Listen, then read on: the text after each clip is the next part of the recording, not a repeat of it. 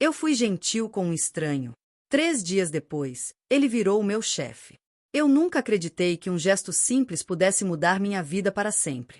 Mas naquela segunda-feira, minha gentileza abriu a porta para algo que eu jamais conseguiria controlar, e muito menos escapar. Era cedo, o dia começava com chuva. Daquelas finas, persistentes, que molham mesmo quando você tenta se proteger. Eu empurrava meu carrinho de limpeza com as rodas rangendo pelo saguão de mármore do prédio corporativo, onde eu trabalhava há 5 anos como faxineira. Ninguém nunca me notava. Era quase como se eu fosse parte da mobília. E eu estava acostumada com isso. Apertei o botão do elevador para subir até o 17º andar. Estava cansada, mal dormi, e já imaginava o chão cheio de pegadas e café derramado me esperando lá em cima. Quando a porta do elevador começou a se fechar, ouvi passos correndo.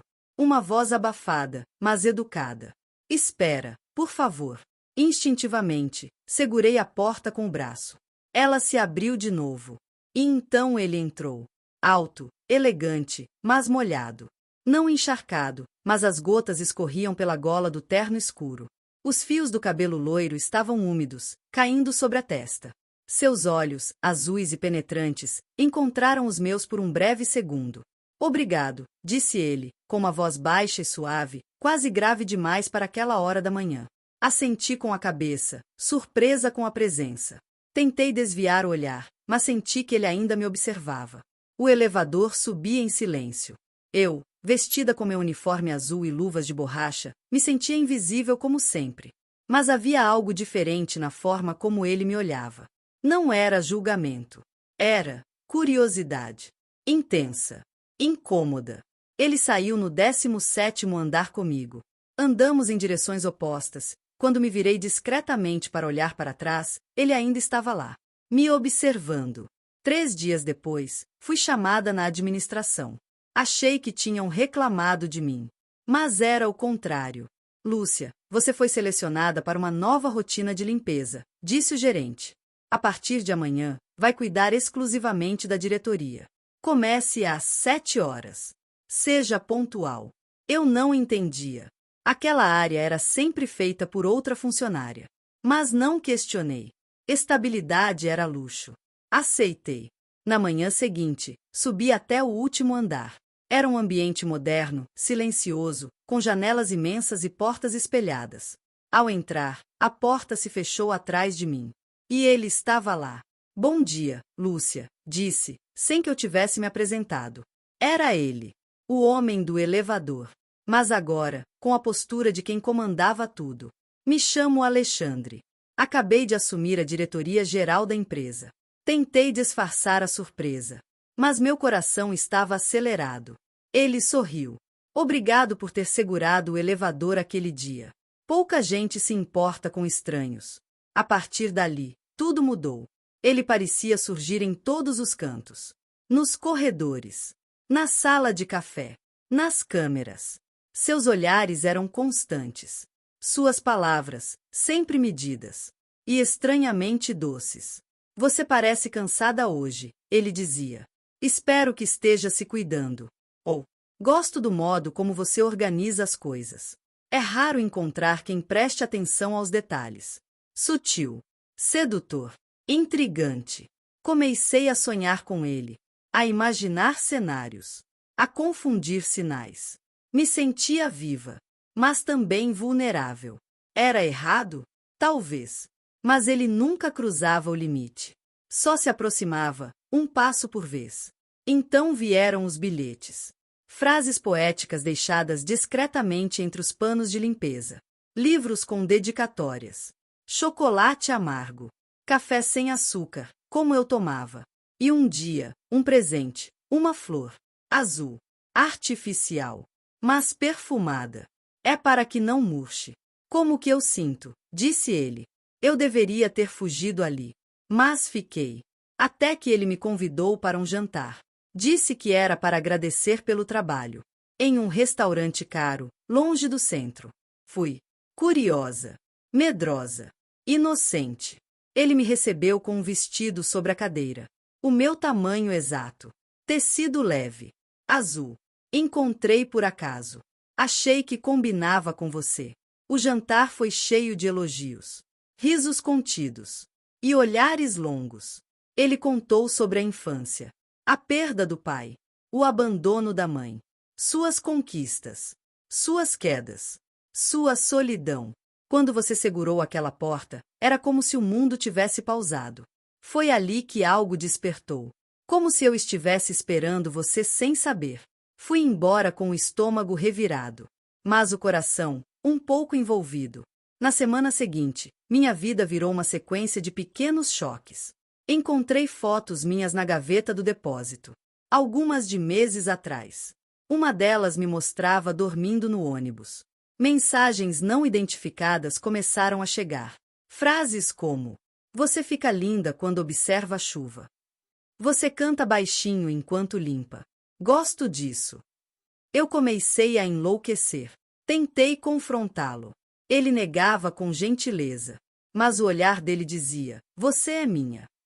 Fui transferida para outro prédio sem aviso. Achei que estava livre, mas na primeira semana, uma caixa chegou. Dentro, havia a flor azul, e o vestido, e um bilhete. "Você pode mudar de endereço, mas não de destino." Fui à polícia. Riram. Disseram que não havia ameaça. Mudei de cidade, de aparência. Cortei o cabelo. Adotei outro nome. Sumida por 6 meses. Trabalhando como cuidadora de idosos numa vila afastada. Um dia, enquanto acompanhava uma senhora ao mercado, vi o reflexo no vidro da padaria. Era ele. Mesmo terno, mesmo olhar, mesmo sorriso. E o celular nas mãos. Tirando uma foto. Na noite seguinte, recebi a imagem. No meu e-mail pessoal. Que ninguém mais sabia. No corpo da mensagem: "Você continua segurando portas para estranhos, Lúcia." Desmaiei. Acordei no hospital. Tentei sumir outra vez. Mas ele sempre achava uma forma. Um envelope com fotos da minha mãe.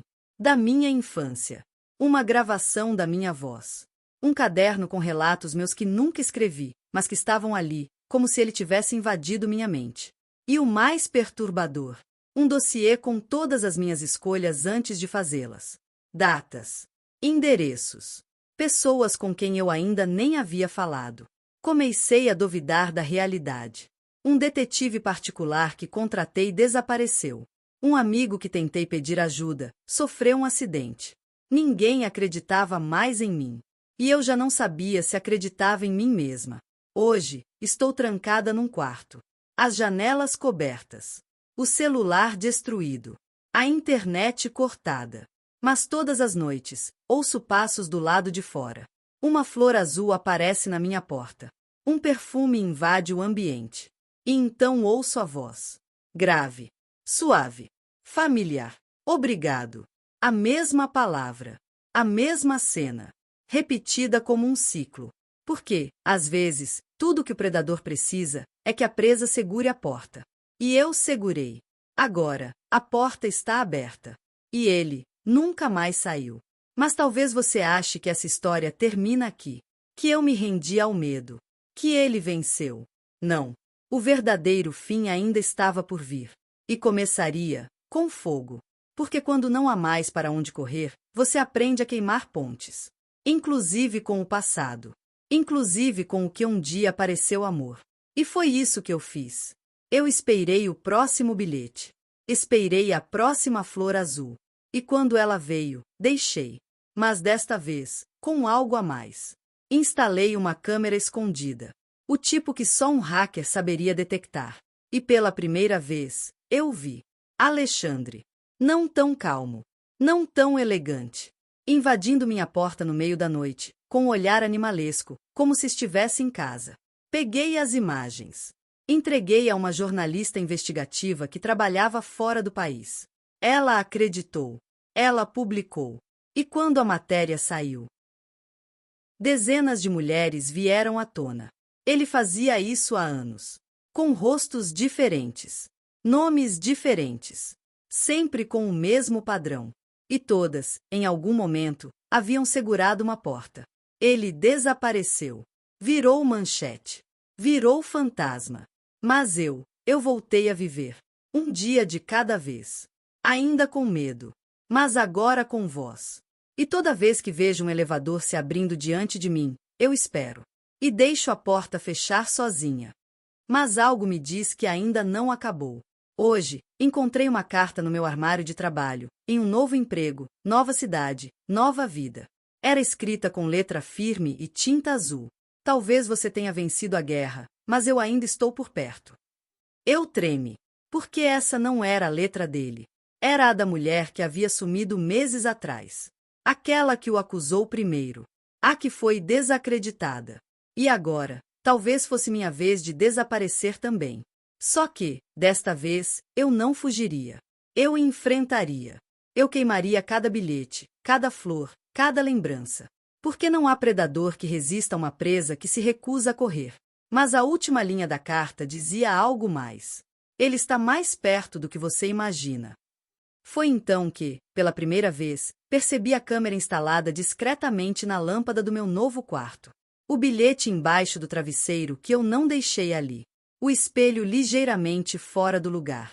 E o reflexo, que não era meu. O jogo ainda estava em andamento. Mas agora, eu sabia as regras. E agora, sou eu quem segura a porta. Mas não para deixá-lo entrar. É para que ele nunca mais saia. E eu não vou parar até expor tudo. Tudo o que ele fez. Porque quando o medo vira raiva, a presa vira caçadora. Eu iniciei uma investigação por conta própria. Comecei a traçar conexões. Usei tudo o que ele havia me ensinado, sem saber. Cada padrão, cada gesto, cada armadilha psicológica. Descobri que ele havia mudado de nome pelo menos 4 vezes nos últimos 8 anos. Que usava empresas fantasmas para contratar vítimas. Que havia silenciado testemunhas com manipulação, chantagem, em alguns casos, com sumiços que ninguém conseguia explicar. Mas agora eu tinha algo que ele nunca teve: propósito. Justiça. Eu não sou mais a mulher que segurou a porta. Sou a mulher que a trancou por dentro. E acendeu o fósforo. E quando o fogo começou a se espalhar, metafórico e literal, por cada um dos registros que mantinham o rastro dele vivo, percebi. Era mais do que sobre mim. Era sobre todas nós. E dessa vez, ele não teria para onde correr.